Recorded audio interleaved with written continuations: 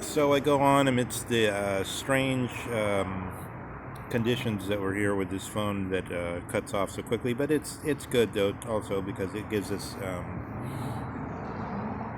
constrained format, which is although splendidly ugly in some ways, causes a different kinds of reflections, ponderings, and meditations, which we might not get otherwise if we're all too contrived in attempting to lay things down in a school masterly fashion instead of just very higgledy-piggledy, as it were. Although trying to rise above it in some instances.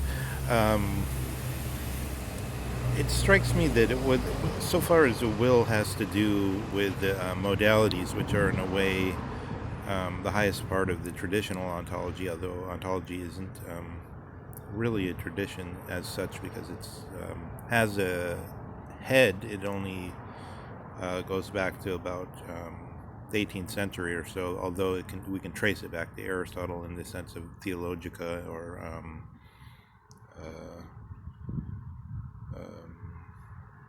prima philosophia. Um, but the subject matter being sorted out neatly isn't that clear. But it does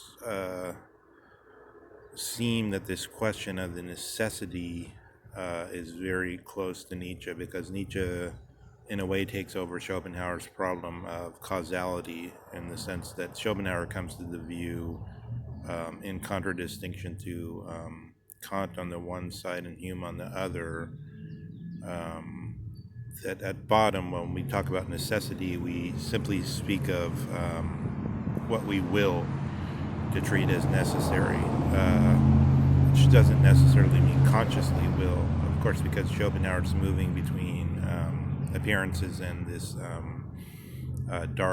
very dark conception of the will. Um, but a specific instance of that, which I've noticed recently, is so Zizek still clings to this formula that we have basically in the third critique, where taste is on the one side and moral matters are on the other. And he gives the specific example of a transgender person who feels that they were always meant to be in the, let's say, to have a person born with a physically masculine male body, male genitalia, who then has an operation to have a female body, and they believe that they were meant to have that body. It's necessary for them to have that body. This is, and he gives side by side with this. He gives this sort of like a Samuel Beckett type of example of a man in World War II who joins the resistance in France, and Beckett said, "Oh, that was just Boy Scout stuff," something along those lines. Who, nonetheless, felt somehow he necessarily had to do that because his conscience would have bothered him, or whatnot. He couldn't avoid it. And Zizek claims this is radically different from someone ordering some ice cream or coffee, where everything is open and it's free and there's no necessity to it. There's only the dunamis, as it were. That gets very complicated, but there's the possibilities and there's actualities, and but in Heidegger, then we say the authentic is when we staunchly fix ourselves towards some of the possibilities that are there before us. If we don't, we're inauthentic. But there's never the necessary, in the sense of that which we were prolonging our existence for all along, because it's the teleological goal of the human race, the final zeal or goal that Nietzsche still pushes towards as this in his life-giving lie, and in the eternal recurrence of the same. Um, but I think this is just a kind of dogmatism, because what actually happens is people say to themselves, I really like lemon ice cream, and then they get lemon ice cream, and then they feel like they were always meant to get a lemon ice cream. Lemon ice cream agrees with them. It's necessarily coincides with their personality. You could see that in all kinds of petty examples that we could call matters of taste. And then there seems to be a necessitated out of their character that they must have some whatever it may be on them, a certain pair of pink tennis shoes or something. It fits them, and they must have them. It's necessary. And after, in retrospect, you can see that. This question I was thinking of in Heidegger, for instance, in the example of the philosophy of Überhaupt, of Kant, as I'm calling it, of the generality or the of all things in Kant, as everything raised up as a general categories, so that we can say that in retrospect, it seems like Kant was always necessarily going towards the technological essence understood as the standing reserve, right? That's what I'm trying to get at with the philosophy of Überhaupt, is that Überhaupt means overstock, that these things standing on the shelf waiting.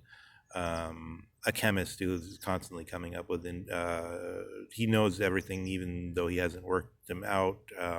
What will happen between the interaction of two chemicals, a synthesized material. He has them all standing in stock there on the shelf, even as they're only kept artificially within the neutrality of his discipline. But once they're exposed to human life, then we see that there must be interpreted under the sun of the good in one way or another.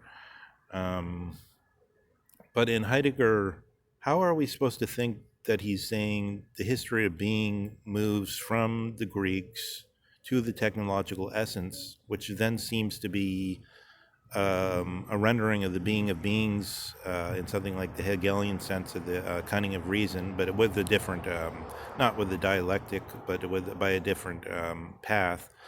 But at the same time, he's saying there's a certain openness all the time, such that things are never determined in this way. So how can it be that at the time of Kant, when Kant's coming out with his thinking, where he's trying to perform this operation of the raising up and destroying the Newtonian thinking, as it were, raising it up to the level of morality and destroying the old stale system, but he fails, as it were, and then we get into the technological essence. How are we supposed to think that Heidegger does sometimes express doubts concerning that we have come to the genuine end of metaphysics? He also speaks of metaphysics in a very overarching way, such as to say metaphysics, the theory of being, theoris, and presence, availability, as though this could simply cover the whole of the history of philosophy, which, after all, from the point of view that's available to us from the citizens' standing, is a very short time. Really, it's no more than 40 generations, 2,400 years or so. Although this seems to be where everything happens, because we have the most information about this time period, the most reports about this time period. It raises questions within Heidegger of how there's sort of a necessary framework that's surrounding Heidegger's more open Dasein thinking. Is there will in Heidegger, for instance? This is